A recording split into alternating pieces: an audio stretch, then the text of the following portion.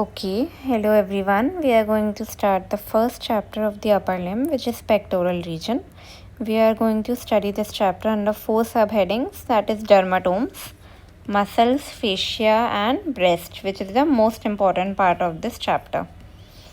Before moving further, we'll look at the bones of the upper limb. Okay, so this is humerus, which articulates with the scapula. This is clavicle or the collarbone, which it articulates medially with the sternum and forms the sternoclavicular joint. Posteriorly, it attaches with the scapula, and specifically, it attaches with the acromion process of scapula. So it forms acromioclavicular joint. Okay, these are all the bones, and I am telling you this because it is important to study the muscles later. Okay, speaking of dermatomes, what are dermatomes? Dermatomes is a area of skin which is supplied by a single nerve. Okay, मतलब किसी भी skin के area को केवल एक ही nerve supply कर रही है, एक ही नर्व की क्यूटेनियस ब्रांचेस सप्लाई कर रही हैं, जिसको हम लोग बोलते हैं डर्माटोम. हमें अपर लिम्ब में बस इतना पढ़ना है चेस्ट रीजन का कि ये हमारा कोस्टल मार्जिन है. कोस्टल मार्जिन का मतलब जहाँ पे रिब्स ख़त्म हो रहे हैं, ठीक है. और ये हमारी लाइन है which passes through the sternal angle. Sternal angle क्या होता है बेटा? स्टर्नम के 3 पार्ट्स होते हैं. यू विल स्टडी जब बोन्स पढ़ोगे. एक होता है मेनोब्रियम स्टर्ना है, एक होता है बॉडी ऑफ स्टर्नम, और सबसे नीचे वी हैव जिफॉइड प्रोसेस. तो बॉडी और मेनोब्रियम के बीच में जो एंगल बनता है, this angle is known as sternal angle और एंगल ऑफ लुई. सो इस एंगल से एक लाइन पास कर रही है. इस लाइन के ऊपर हमारी डर्माटोम जो है कौन सी नर्व से सप्लाई हो रहा है? सुप्रा क्लैविकुलर नर्व से, जिसकी रूट वैल्यू होती है C3C4. अब C3C4 का क्या मतलब है? आई होप आप लोगों ने जनरल एनाटमी पढ़ी है. अगर जनरल एनाटमी नहीं पढ़ी है तो बेटा आपने इतना तो पढ़ा है कि वर्टिब्रा होते हैं बॉडी में. कितने हैं? 7 सर्वाइकल वर्टिब्रा होते हैं, 12 थोरैसिक, 5 लंबर, है ना, 5 सेक्रल जो कि फ्यूज्ड होते हैं, और एक कॉक्सीजियल कॉकेक्स होता है. ठीक है. तो अब जो हमारा हर वर्टिब्रा होता है, वहाँ से उस लेवल से स्पाइन की एक नर्व बाहर आती है. ठीक है, वो उसी के जो है नाम पर हो जाती है. जैसे कि 7 सर्वाइकल वर्टिब्रा से 8 नर्व्स निकलती हैं, जिनका नाम ऐसा पड़ गया C1, C2, C3, C4, C5, C6, C7, C8. ठीक है. यू नो वर्टिब्रा होती है, उसके साइड में एक वर्टिब्रल फोरामेना होता है. you'll read it, don't worry. अभी बस इतना जानो कि जिस लेवल पे हमारी वर्टिब्रा है, वहाँ से स्पाइनल कॉर्ड से जो नर्व्स निकल रही हैं, उनका नोमेनक्लेचर हमने ऐसे करा है. ठीक है. तो C3C4 नर्व का मतलब क्या हो गया? C3C4 लेवल से आ रही है स्पाइनल कॉर्ड के. तो सुप्रा क्लैविकुलर नर्व्स जो है हमारी स्टर्नल एंगल से जो हॉरिजॉन्टल लाइन हमने पास कराई है, उसके ऊपर वाली स्किन को सप्लाई कर रही है. ठीक है. इसको हम लोग सुप्रा क्लैविकुलर नर्व बोल रहे हैं. फिर इसके नीचे जो है कौन कौन से डर्माटोम सप्लाई कर रहे हैं बेटा? T2 से लेके T6 तक. अब समझ गए कि जो थोरैसिक वर्टिब्रा होते हैं 12, उसी में T2 से लेके T6 के लेवल की नर्व यहाँ पर सप्लाई करती है. ठीक. फिर हम मसल्स की बात करेंगे. हमें यहाँ पे 4 मसल्स पढ़नी है: pectoralis major, pectoralis minor, subclavius और सेरेटस एंटीरियर. अब जो पेक्टोरालिस मेजर होते हैं बेटा, इसके होते हैं 2 हेड्स. ठीक है. अच्छा, मसल में हमें 4 चीज़ें पढ़नी है हमेशा से. 4 सब हेडिंग में हम एक मसल को पढ़ेंगे. कौन कौन सी 4 sub heading? Origin, insertion, nerve supply और एक्शंस. ठीक है. These are the 4 things that you should know about every muscle you study. Pectoralis major के जो है 2 हेड से ओरिजिन होता है. एक हमारे पास है क्लैविकुलर हेड. ठीक है. क्लाविकुलर हेड का क्या मतलब है? अभी हमने बात करी बेटा, ये वाली बोन कौन सी होती है? क्लाविकल होती है। क्लाविकुलर हेड का मतलब कि एक हेड है इसका जो कि क्लाविकल से आ रहा है। Can you see this right here is the origin, this is the origin. एक हेड है जो क्लाविकल से आ रहा है और सेकंड हेड है बेटा स्टर्नोकोस्टल हेड। अब हमने बात करी यहाँ पे बोन होती है स्टर्नम एंड कोस्टा कहते हैं रिब्स को, है ना। अभी बात करी थी ना कोस्टल मार्जिन जहाँ रिब केज ख़त्म होता है, कोस्टा का मतलब होता है रिब। तो स्टर्नोकोस्टल का क्या मतलब हो गया बेटा कि स्टर्नम से और रिब्स से। तो हमारा ओरिजिन है एंटीरियर सरफेस क्लाविकल के मीडियल हाफ, मीडियल हाफ मतलब मिड लाइन की तरफ। क्लाविकल का जो मीडियल हाफ है उसके एंटीरियर सरफेस यानी कि आगे वाली सरफेस से आ रहा है हमारा क्लाविकुलर हेड। स्टर्नोकोस्टल हेड हमारा कहाँ से आ रहा है? एक तो एंटीरियर सरफेस ऑफ स्टर्नम से आएगा और सेकंड से सिक्स्थ कोस्टल कार्टिलेज, ये बने हैं ना गोले 2 3 4 5 6, सेकंड से sixth costal cartilage. Costal cartilage, do you know costal cartilage क्या है? ओके। रिब जो है हमारी जहाँ स्टर्नम से अटैच होती है, डायरेक्टली अटैच नहीं होती, ये हमारा कार्टिलेजिनस जॉइंट है, कार्टिलेज के थ्रू अटैच होती है और इस कार्टिलेज को हम कहते हैं कोस्टल कार्टिलेज। क्यों कहते हैं कोस्टल कार्टिलेज? क्योंकि रिब्स का मतलब होता है कोस्टा, तो रिब्स को जो स्टर्नम से कार्टिलेज जोड़े है उसको हम कहेंगे कोस्टल कार्टिलेज। तो ओरिजिन क्या हो गया? पेक्टोरालिस मेजर का मीडियल हाफ हो गया एंटीरियर सरफेस ऑफ क्लाविकल का, और स्टर्नोकोस्टल हेड आ रहा है हमारा एंटीरियर सरफेस ऑफ स्टर्नम से और साथ में सेकंड से सिक्स्थ कोस्टल कार्टिलेज से। अगर याद नहीं हो रहा है अभी तो परेशान नहीं होना है, समझ लो, बार बार रिवाइज करोगे तो याद अपने आप हो जाएगा, ठीक है।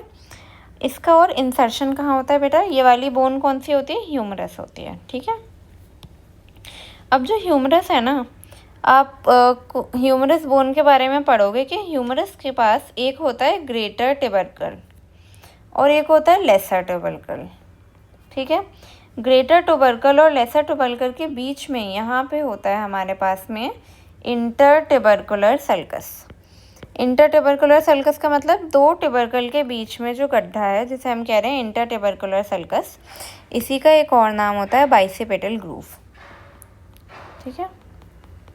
तो बाइसिपेटल ग्रूव जो है, अब क्योंकि ये एक गड्ढा है, देखो ध्यान से, इसके दो लिप्स हो गए, है ना।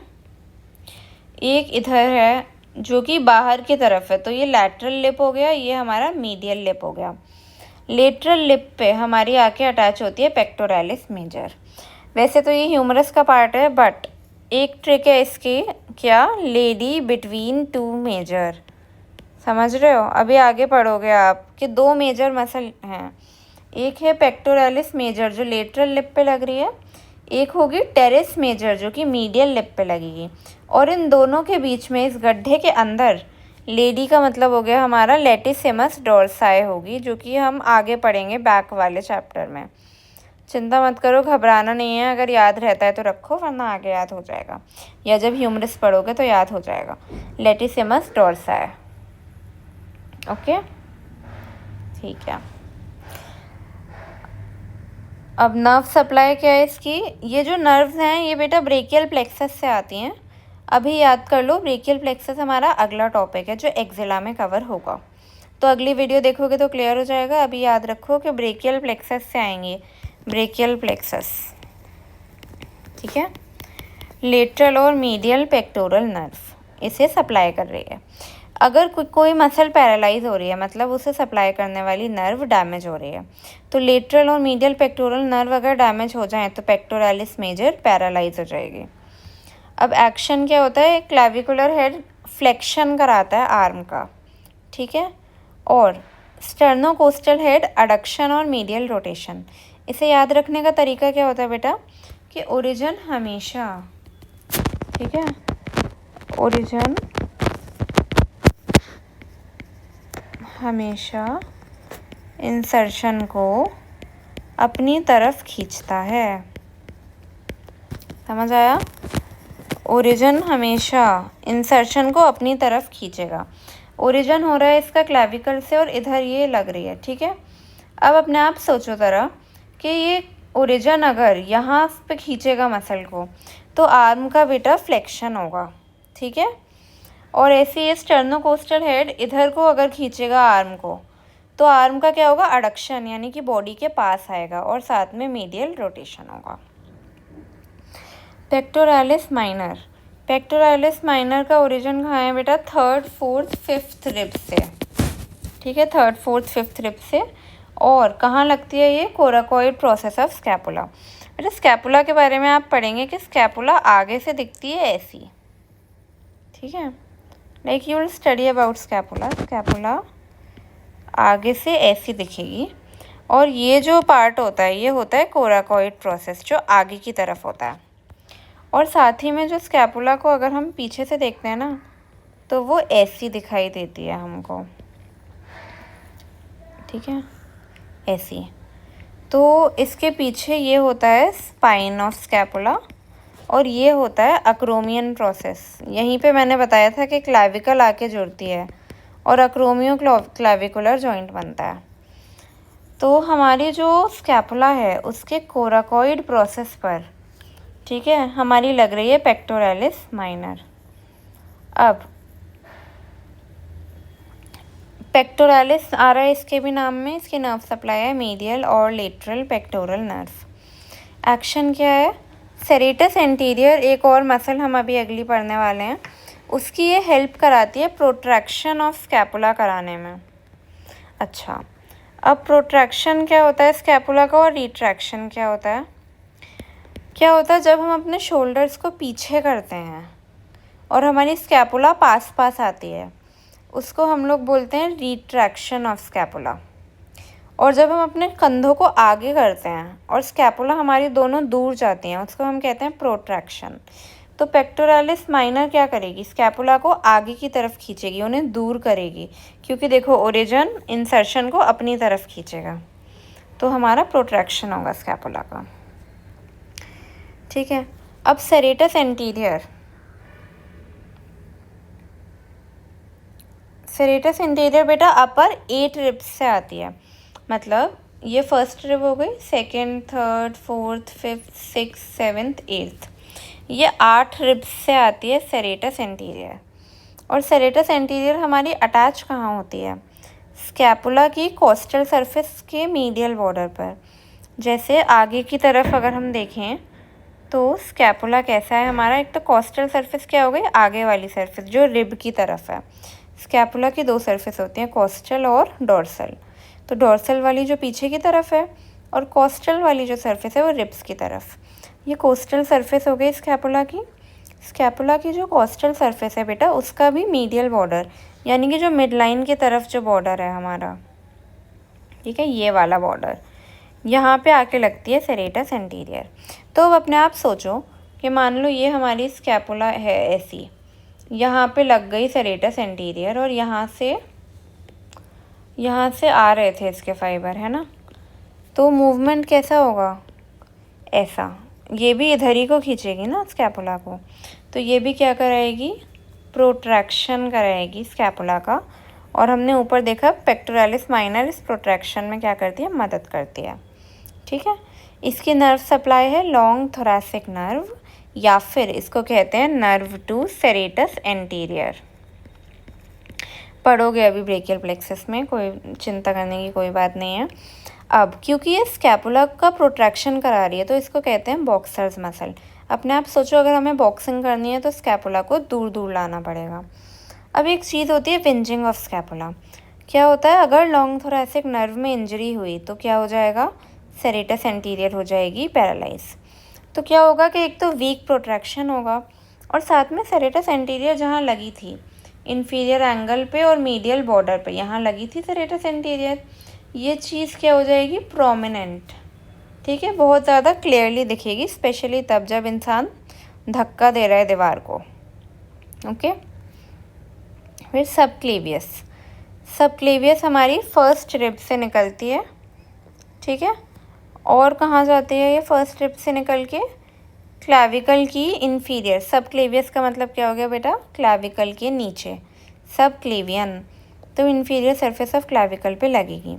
नर्व सप्लाई है इसकी नर्व टू सबक्लेवियस, और काम क्या करती है ये, स्टेबलाइज कराती है सबक्लेवियस को, सॉरी क्लाविकल को स्टेबलाइज कराती है। हम अपने थर्ड टॉपिक पे आ गए हैं अब, पेक्टोरल फेशिया। फेशिया, ठीक है। अब फेशिया होता क्या है, फेशिया बेटा, फेशिया होता है कंडेंसेशन ऑफ कनेक्टिव टिश्यू,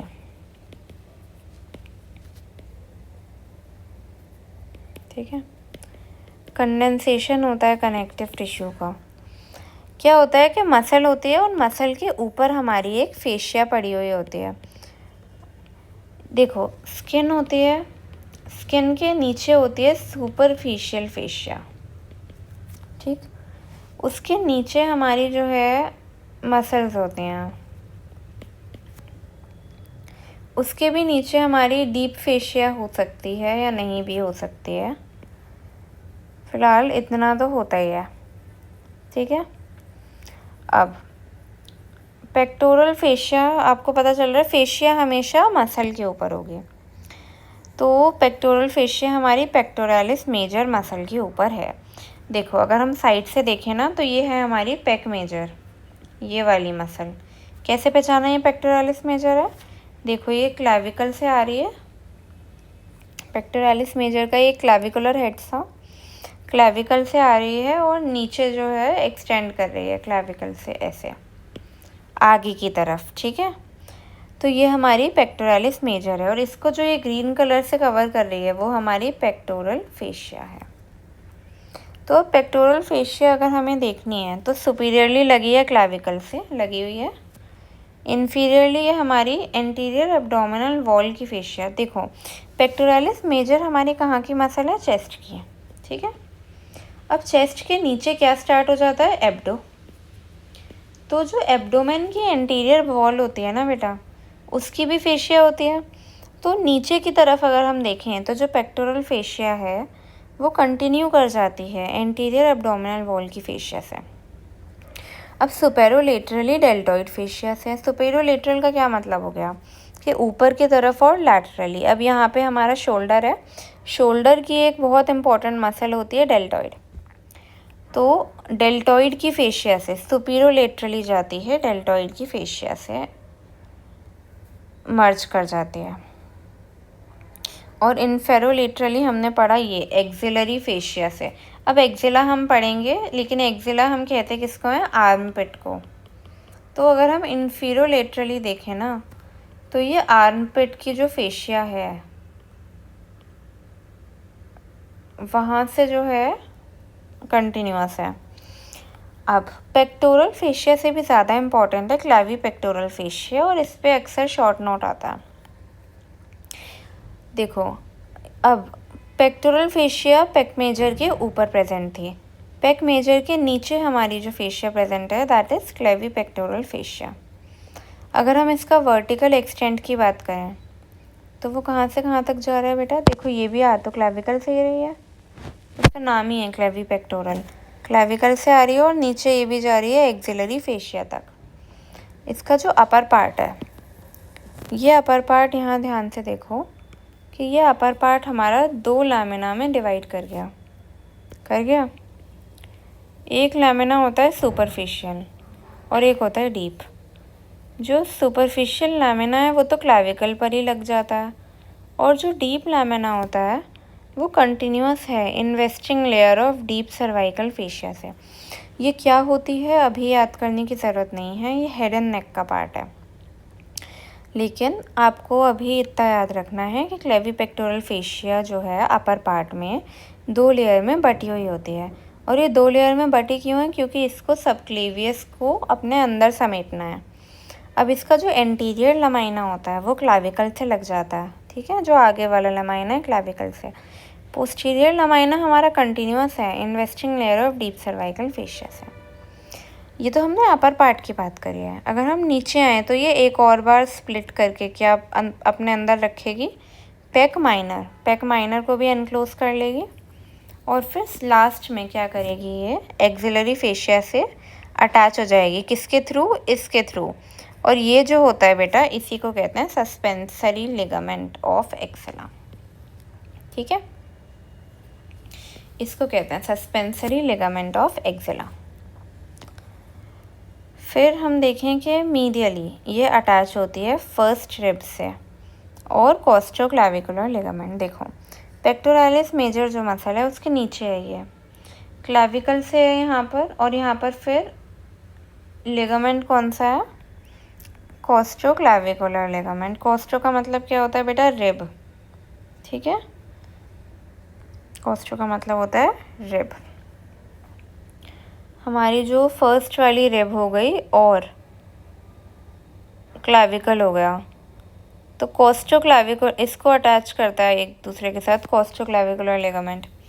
तो जो ये फेशिया है हमारी, ये क्लाविकल से और कोस्टोक्लाविकुलर लिगामेंट से मिल रही है मीडियली, और लैटरली किससे मिलेगी, इधर कोराकॉइड प्रोसेस से और कोरैकोक्लाविकुलर लिगामेंट, ठीक है, यानी कि कोराकॉइड प्रोसेस और क्लाविकल को जो लिगामेंट कनेक्ट कर रहा होगा विच इज़ कोरैकोक्लाविकुलर लिगामेंट। तो क्लाविपेक्टोरल फेशिया का एक्सटेंड समझ में आ गया। याद करने के लिए 2-3 बार सुन लेना कि अच्छे से समझ आ जाए, और काफ़ी बार बोल के देखना। अब वो स्ट्रक्चर जो इसको पियर्स करते हैं, पियर्स का मतलब इसमें छेद करते हुए दूसरी तरफ जाते हैं, इसका क्लैप है हमारा निमोनिक। सिफेलिक वेन होती है, कुछ लिम्फेटिक होते हैं, अक्रोमियोथोरैसिक आर्टरी जो कि एक्सिलरी आर्टरी से आती है, हम ये अगले चैप्टर में पढ़ेंगे, और पेक्टोरल नर्व, ठीक है। कौन सी वाली pectoral nerve, lateral pectoral nerve, ये भी हम पढ़ेंगे, ब्रेकियल प्लेक्सस से आती है जो कि एक्सिला का पार्ट है। अब हमारा आज का जो लास्ट टॉपिक है विच इज़ ब्रेस्ट, और ये सबसे ज़्यादा इम्पोर्टेंट टॉपिक है, इस पे शॉर्ट नोट आता ही आता है, इसीलिए इसको एकदम अच्छे से हेडिंग्स के साथ में याद करना होता है। अब जो हमारी ब्रेस्ट है, ब्रेस्ट क्या होती है, मॉडिफाइड स्वेट ग्लैंड होता है, और ये एनलार्ज हो जाता है मेल्स में। ये जो मेल्स में एनलार्ज हो जाता है उस कंडीशन को कहते हैं गायनेकोमैस्टिया। अब ब्रेस्ट प्रेजेंट कहाँ है, ब्रेस्ट की लोकेशन क्या है। ब्रेस्ट हमारी प्रेजेंट होती है superficial fascia of pectoral region में, ठीक है, मतलब ये जो पेक मेजर मसल है इसकी जो सुपरफिशियल फेशिया है, ये वाला डायग्राम देखो, पेक मेजर मसल है, इसकी ये सुपरफिशियल फेशिया है, इसकी सुपरफिशियल फेशिया के ऊपर प्रेजेंट है ब्रेस्ट, ठीक है, ओके। फिर इसका एक सुपीरियोलेटरल पार्ट होता है जो कि एक्सटेंड करता है एक्सिला में वाया फोरामेन ऑफ लैंगर। क्या होता है बेटा, ये देखो प्रेजेंट है, ये यहाँ से यहाँ तक, सेकंड से लेकर 6th रिब तक प्रेजेंट होती है, सेकंड से लेकर 6th रिब, ऊपर से नीचे अगर हम देखें वर्टिकल एक्सटेंट अगर हम देखेंगे तो सेकंड से लेकर 6th रिब तक प्रेजेंट होती है। लेकिन इसका एक ये वाला पार्ट, इसको ना 4 क्वाड्रेंट में बांटते हैं, ठीक है, सुपेरोमीडियल, सुपेरोलेटरल मतलब ऊपर और मीडियली, ऊपर और लेटरली, ऐसे ही इन्फेरोमीडियल, इन्फेरोलेटरल। जो सुपीरियोलेटरल क्वाड्रेंट है वो हमारा एक्सिला ये वाला एरिया होता है, ठीक है, एक्सिला जो कि हम आगे पढ़ेंगे, एक्सिला में जाता है, ठीक है, और इसको कहते हैं एक्सिलरी टेल ऑफ ब्रेस्ट। ये थोड़ा पूंछ जैसा लग रहा है इसीलिए इसको कहते हैं एक्सिलरी टेल ऑफ ब्रेस्ट। अब अगर ये एक्सिला में जा रहा है तो इसे जाने के लिए एक छेद चाहिए, उस छेद का नाम है बेटा फोरामेन ऑफ लैंगर, ठीक है, फोरामेन ऑफ लैंगर। अब ये जो एक्सिलरी टेल होती है स्पेंसर की, ठीक है, एक्सिलरी टेल ऑफ स्पेंस, यहाँ पे हमारी सबसे हाई परसेंटेज मिलती है ब्रेस्ट कैंसर की, ठीक। फिर हम आते हैं शेप पर, शेप कैसी है, हेमिस्फेरिकल बल्ज है, एक्सटेंट हमने देखा वर्टिकली सेकंड से 6th रिब, हॉरिजॉन्टली होता है लेटरल बॉर्डर ऑफ स्टर्नम से लेकर के मिड एक्सिलरी लाइन तक। लेटरल बॉर्डर ये स्टर्नम है, इसका लेटरल बॉर्डर है, और इधर हमारी मिड एक्सिलरी लाइन है, एक्सिला के बीच से जो लाइन जा रही है that is mid axillary line, ठीक है, यहाँ से यहाँ तक इसका एक्सटेंड हो गया हॉरिजॉन्टली। अब रिलेशन क्या है, देखो ब्रेस्ट के नीचे हमें पता है क्या है, पेक्टोरल फेशिया है ना, ब्रेस्ट के नीचे क्या क्या है, पेक्टोरल फेशिया है हमारे पे, पेक्टोरालिस मेजर मसल है। अब पेक्टोरालिस मेजर के साथ में 2 मसल्स और होते हैं। एक तो यहाँ पे ये आ जाएगी सेरेटस इंटीरियर, और नीचे एक एब्डोमेन की मसल होती है बेटा, जो कि आगे पढ़ोगे एक्सटर्नल ओब्लिक। अभी के लिए याद रख लो, आगे पढ़ोगे। तो pectoralis major, serratus interior, external oblique. साथ ही में ब्रेस्ट और पेक्टोरल फेशिया के बीच में एक रेट्रोमेमरी स्पेस होता है, जो कि फिल्ड होता है लूज एरियोलर टिश्यू से। इस टिश्यू का काम क्या है? ये ब्रेस्ट का मूवमेंट करने में हेल्प करता है। ब्रेस्ट हमारी अप एंड डाउन मूव करती है, किसकी वजह से? रेट्रोमेमरी स्पेस की वजह से। अब जो ब्रेस्ट के स्ट्रक्चर्स हैं हमारे, 3 उसमें डिवाइडेड हैं। First skin, stroma, parenchyma. हमें भी पता है बेटा, स्किन में एक कोनिकल प्रोजेक्शन है निप्पल, और निप्पल का लेवल होता है एक, जिसे याद रखना होता है 4th इंटरकोस्टल स्पेस। अच्छा, इंटरकोस्टल स्पेस क्या होता है ये तो पता होगा, बता देती हूँ। ये 2 रिब्स हैं, इनके बीच की स्पेस को, क्योंकि रिब्स को कहते हैं कोस्टा, रिब्स के बीच की स्पेस को बोलेंगे इंटरकोस्टल स्पेस। तो इंटरकोस्टल स्पेस जो होती है हमारी 4th नंबर वाली, यानी कि 1 2 3 4, इस लेवल पर हमारा क्या होना चाहिए? निप्पल होना चाहिए। तो ब्रेस्ट की स्किन में हम 2 चीज़ें पढ़ेंगे, निप्पल पढ़ेंगे और एरियोला पढ़ेंगे। निप्पल का लेवल है 4th इंटरकोस्टल स्पेस। एरियोला क्या होता है? निप्पल के अराउंड जो ब्राउन एरिया होता है, पिगमेंटेड एरिया, उसको हम कहते हैं एरियोला। और ये जो पिगमेंटेड एरिया है ना हमारा, ये इसके मार्जिन पे छोटे छोटे ग्लैंड्स होते हैं, ठीक है, सेबेशियस ग्लैंड। प्रेगनेंसी में बड़े हो जाते हैं, नोड्यूल बना लेते हैं, जिनको क्या कहते हैं? मोंटगोमेरीज ट्यूबरकल, ठीक है, मोंटगोमेरीज ट्यूबरकल। अब स्ट्रोमा में क्या आएगा? कनेक्टिव टिश्यू और फैट। जो कनेक्टिव टिश्यू होता है हमारा, वो कंडेंस होकर बना लेता है फाइब्रस स्ट्रैंड्स, जिनको कहते हैं सस्पेंसरी लिगामेंट ऑफ कूपर, ठीक है। इसके अंदर जो कनेक्टिव टिश्यू होता है ना बेटा, जैसे यहाँ पे हमारी डक्ट खुलती है, ठीक है,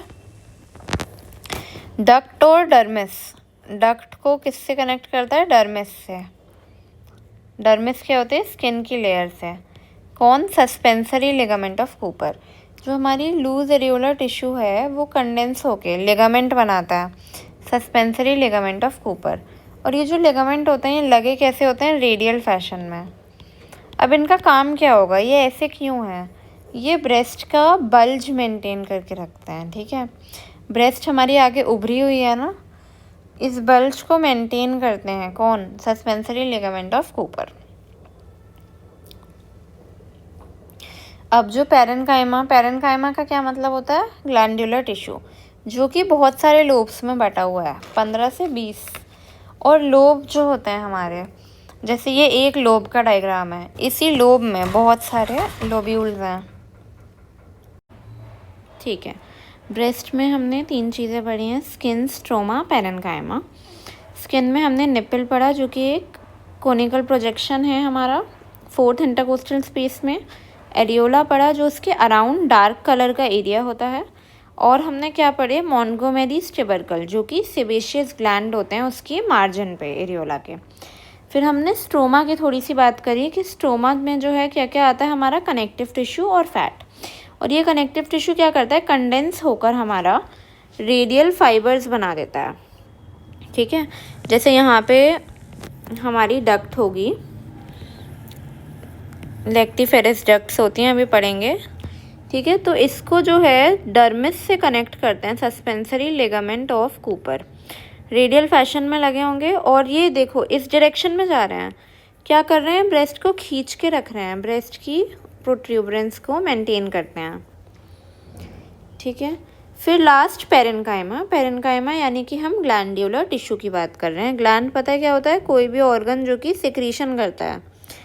तो ब्रेस्ट एक मॉडिफाइड ग्लैंड है, हमें सब पता है। तो इसका जो टिश्यू है ग्लैंड्यूलर टिश्यू, जहाँ पे एक्चुअली मिल्क का फॉर्मेशन होगा, उसकी हम बात करेंगे। तो जो इसका ग्लैंडुलर टिश्यू होता है ब्रेस्ट का, वो डिवाइडेड होता है, काय में डिवाइडेड होता है? लोब्स में, 15 to 20 लोब। ये बेटा एक लोब का डायग्राम है, ठीक है।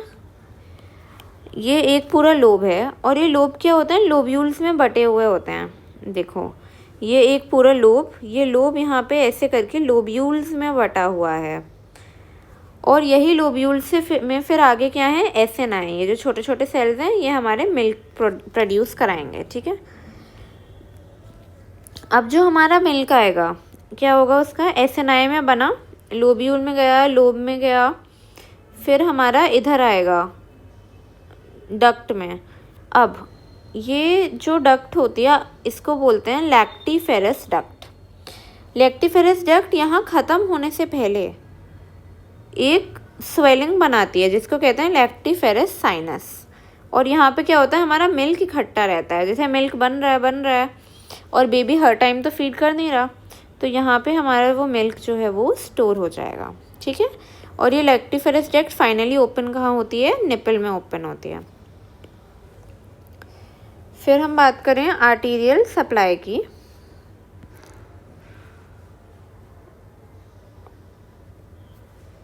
अभी अगले चैप्टर में एक्जिला में पढ़ेंगे इस आर्टरी के बारे में। ये जो आर्टरी जा रही है ना बड़ी सी, ये आर्टरी है एक्सिलरी आर्टरी। ठीक है, एक्जिला से होती हुई जा रही है, ये वाला एरिया होता है एक्जिला। ठीक है, एक्जिला से होती हुई जा रही है, तो अभी हम पढ़ेंगे एक्सिलरी आर्टरी बोलते हैं इसको। ठीक है, इसी एक्सिलरी आर्टरी की 3 ब्रांचेज हैं, ये भी हम पढ़ेंगे। अभी के लिए बस याद रखना है सुपीरियर थोरैसिक आर्टरी, देखो इसी से आ रही है ना तीनों, अक्रोमियो थोरैसिक आर्टरी और लेटरल थोरैसिक आर्टरी। साथ में ये हमारी यहाँ से एक और आर्टरी जाती है जिसको कहते हैं हम इंटरनल थोरैसिक आर्टरी। ये इंटरनल थोरैसिक आर्टरी सीधे आओर्टा से आती है। आओर्टा सुना है आपने, ग्रेट वेसल आओर्टा। ठीक है, तो एक और यहाँ पे होती है इंटरनल थोरैसिक आर्टरी जिससे 3 ब्रांच इधर आती हैं, परफोरेटिंग ब्रांचेस। ठीक, और साथ ही साथ पोस्टीरियर इंटरकोस्टल आर्टरी की ब्रांचेस आती हैं।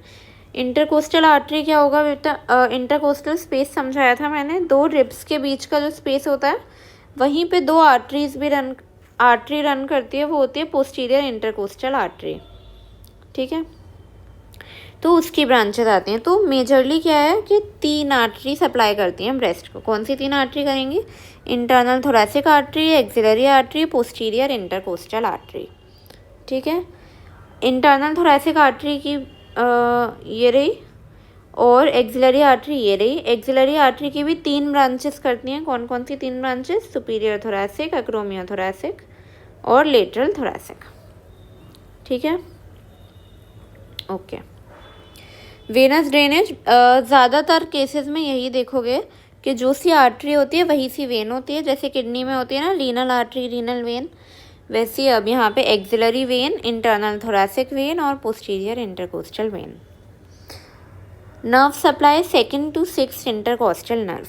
बेटा जो इंटरकोस्टल स्पेस होता है ना, जैसे ये 2 रिब्स हैं, हमारी 2 रिब्स हो गई ये।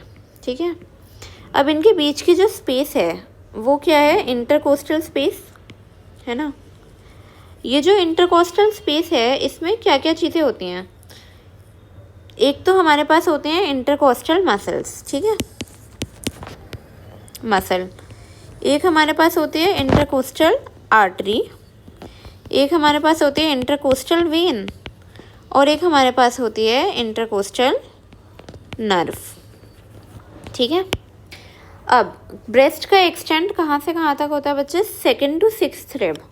तो क्योंकि 2nd से 6th रिब तक है तो ब्रेस्ट किस चीज़ के ऊपर आ रही है, 2nd से 6th इंटरकोस्टल स्पेस पे हमारी ब्रेस्ट रखी हुई है।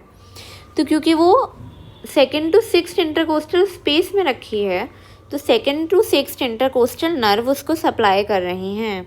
अब ये नर्व और आर्टरी इंटरकोस्टल वाली कहाँ से आती हैं, मसल्स कौन सी होती हैं, ये सब हमें जो है पढ़ना है थोरैक्स में, ये इस पे अभी ध्यान नहीं देना। ठीक है, अब जो ब्रेस्ट कैंसर होता है, ठीक है, ब्रेस्ट कैंसर क्या करता है ना, ब्रेन तक पहुंच जाता है। कैसे पहुंचता है लेकिन वो ब्रेन तक, क्या होता है कि ये जो पोस्टीरियर इंटरकोस्टल वेन है, ठीक है, वीनस रूट से जाता है। अभी हमने बात करी ना पोस्टीरियर इंटरकोस्टल वेन यहाँ से ब्लड लेके जा रही हैं, तो ये जो पोस्टीरियर इंटरकोस्टल वेन जा रही हैं, ये जाती हैं पीछे वर्टिब्रल कॉलम के पास, ठीक है। जैसे आगे की तरफ हमारी रिब्स हो गई, पीछे हमारा वर्टिब्रल कॉलम है, वर्टिब्रल कॉलम से रिब्स लगी है ना। तो ये जो वेन है ये रिब के अलोंग चलती है और रिब के अलोंग जाते जाते जाते जाते चली जाती है वर्टिब्रल कॉलम के पास। फिर वर्टिब्रल कॉलम में घुसकर होता है हमारा वर्टिब्रल वीनस प्लेक्सस। तो जो वर्टिब्रल वीनस प्लेक्सस है, हमारे जो कैंसर सेल्स है मान लो ब्रेस्ट में, तो ये कैंसर सेल हमारे पोस्टीरियर इंटरकोस्टल वेन में घुसे, वहाँ से ये वर्टिब्रल वीनस प्लेक्सस में घुस गए।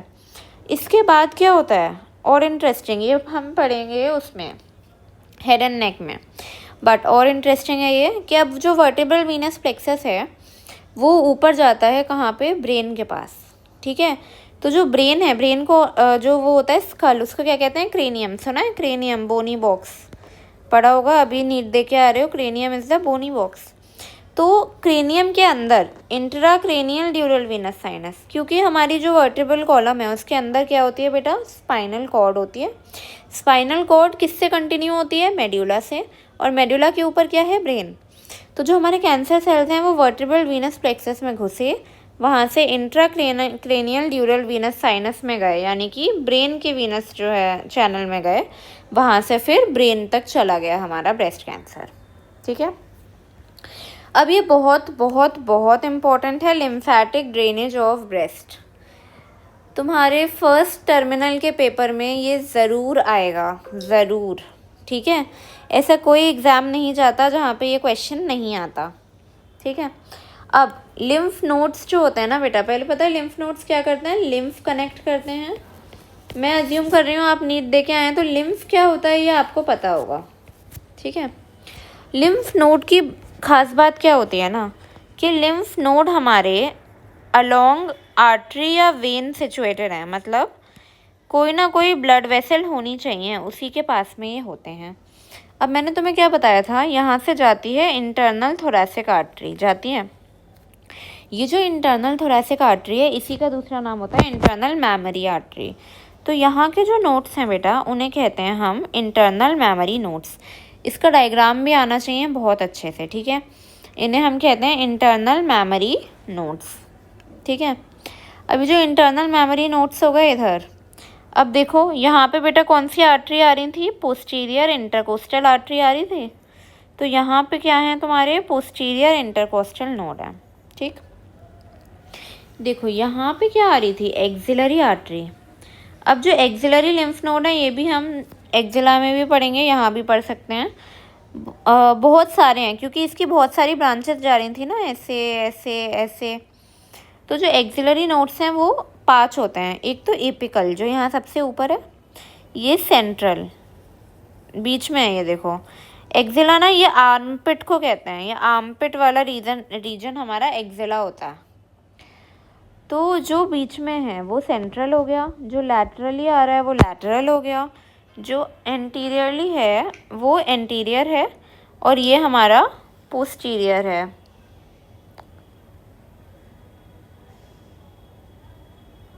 ठीक। तो हमारे पास में 5 टाइप के लिम्फ नोड हो गए। कौन कौन से 5 टाइप के हो गए, 5 टाइप के एक्सिलरी लिम्फ नोड हो गए, apical, central, lateral, anterior, posterior, ठीक। अब लिम्फ का क्या, जो ब्रेस्ट का लिम्फ है वो कहाँ ड्रेन होता है, देखो ब्रेस्ट को हमने बांटा है 4 क्वाड्रेंट में, ठीक है, ऐसे ऐसे। अपर मीडियल, जो मीडियल साइड पे और ऊपर है, अपर लेटरल, लेटरल साइड पे ऊपर है, लोअर लेटरल, लोअर साइड पे लेटरल है, और लोअर मीडियल, लोअर साइड पे मीडियल है, ठीक है। अब जो अपर मीडियल वाला जो है ना, ये हमारा ड्रेन करता है इधर, कहाँ, इस साइड पे करेगा ऑब्वियसली। देखो क्या होता है कि लेटरल वाले सारे ड्रेन करेंगे हमारे कहाँ पर, एक्सिलरी में, और मीडियल वाले ड्रेन करेंगे इंटरनल मेमोरी नोड्स में। ये तो ऑब्वियस है भाई, इधर वाली चीज़ें इधर ड्रेन करेंगी, इधर वाली इधर ड्रेन करेंगी। लेकिन जो लोअर वाला कॉलम होता है ना, वहाँ पे थोड़ी सी शैतानी हो जाती है कि कुछ तो यहाँ ड्रेन लेटरल साइड पर यहाँ ड्रेन कर देंगे पोस्टीरियर इंटरकोस्टल लिम्फ नोड में, और लोअर मीडियल साइड के जो कुछ होते हैं वो हमारे कोस्टल मार्जिन के नीचे डायफ्रैगम को क्रॉस करके पहुंच जाते हैं, जिन्हें हम क्या कहते हैं, सब पेरिटोनियल लिम्फ प्लेक्सस। ठीक है, सब पेरिटोनियल लिम्फ प्लेक्सस। जब इस सब पेरिटोनियल लिम्फ प्लेक्सस में पहुंच गए, अब क्या होता है कि यहाँ से ये जाके ओवरी पे चले जाते हैं और वहाँ पे जो है एक सेकेंडरी ट्यूमर बनाते हैं। सेकेंडरी ट्यूमर पता है क्या हुआ? प्राइमरी तो जो ओरिजिनल जगह था, ठीक है, प्राइमरी जो ओरिजिनल जगह था, और सेकेंडरी जो कि हमारा दूसरी जगह, पहली जगह से शिफ्ट होके दूसरी जगह बन गया। तो ओवरी पर इस ट्यूमर का नाम है क्रूकेनबर्ग्स ट्यूमर, जो कि बहुत इंपॉर्टेंट है। ठीक है, अब ये आंसर में आपको ये 2 डायग्राम बनाने हैं। अगर आएगा, अगर ये आएगा तो आपको ये 2 डायग्राम्स बनाने हैं। ठीक है, और साथ में अपनी लैंग्वेज में लिखना पड़ेगा। कैसे लिखेंगे कि जो अपर लेटरल क्वाड्रेंट है that drains into axillary lymph node, upper medial quadrant drains into internal memory lymph node, lower median quadrant drains into internal memory lymph node, but some lymph vessels drain into subperitoneal lymph plexus, which reaches ovary and metastasizes there as secondary tumor, Krukenberg's tumor जिसको हम कह रहे हैं। ऐसे ही lower lateral quadrant drains into axillary nodes as well as posterior intercostal lymph nodes. Okay? फिर हमने बात करी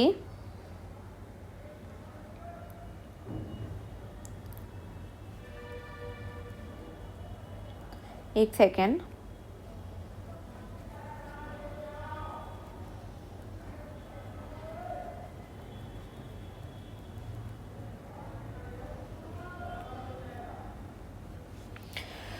ठीक है। अब breast cancer most common cancer है, 40 to 60 ईयर्स ऑफ एज में ज़्यादा मिलता है। ये कैंसर होता कहाँ से कहाँ पे? लैक्टिफेरस डक्ट की सेल्स में। जो लैक्टिफेरस डक्ट हमने पढ़ी उसके एपिथेलियल सेल में, और मोस्ट कॉमन साइट इसकी क्या होती है? ये अपर लेटरल क्वाड्रेंट। और इसीलिए जो ये वाला कैंसर होता है ना, जब हम ये ट्यूमर रिमूव करते हैं तो साथ में कई बार एक्सिलरी लिम्फ नोड भी हटाने पड़ते हैं। क्यों होगा ऐसा?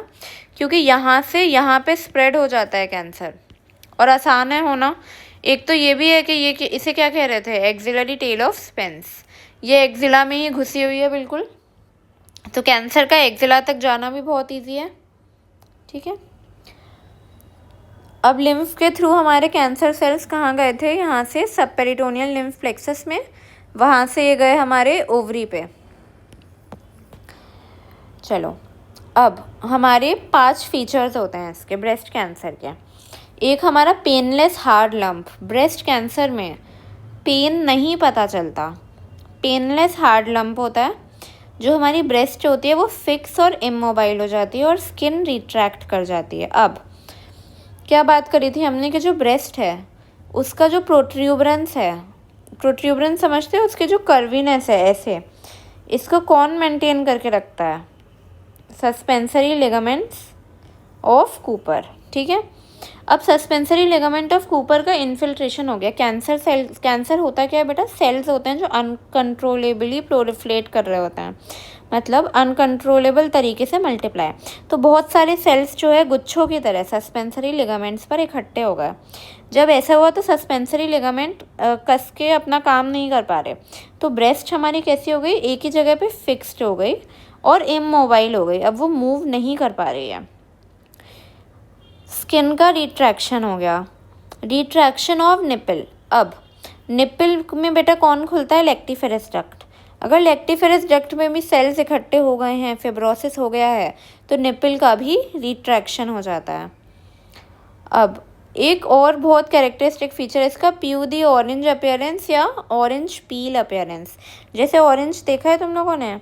ऑरेंज कैसा होता है? मान लो ऐसा है और बीच में उसमें क्या होते हैं? ऐसे दाने दाने दाने हैं।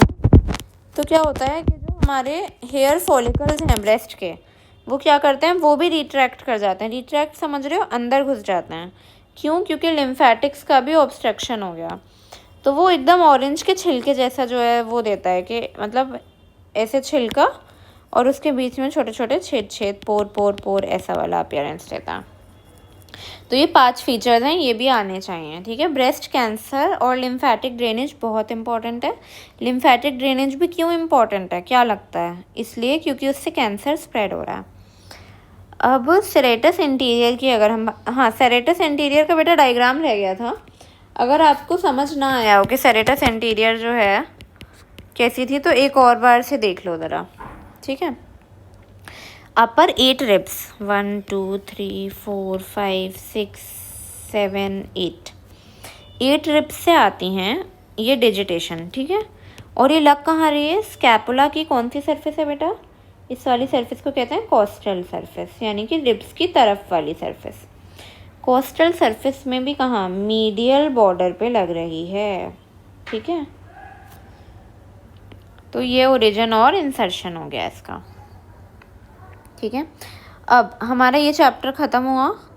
अगला चैप्टर एक्जिला होगा। अगर ये नोट्स आपको चाहिए पीडीएफ की फॉर्म में, ठीक है, तो फिर आप इंस्टाग्राम पे मेरे से बात कर सकते हो। मैं अपनी बायो में अपनी इंस्टा आईडी डाल दूँगी, या फिर इसी के नीचे कैप्शन में इंस्टा आईडी डाल दूँगी। Okay, thank you.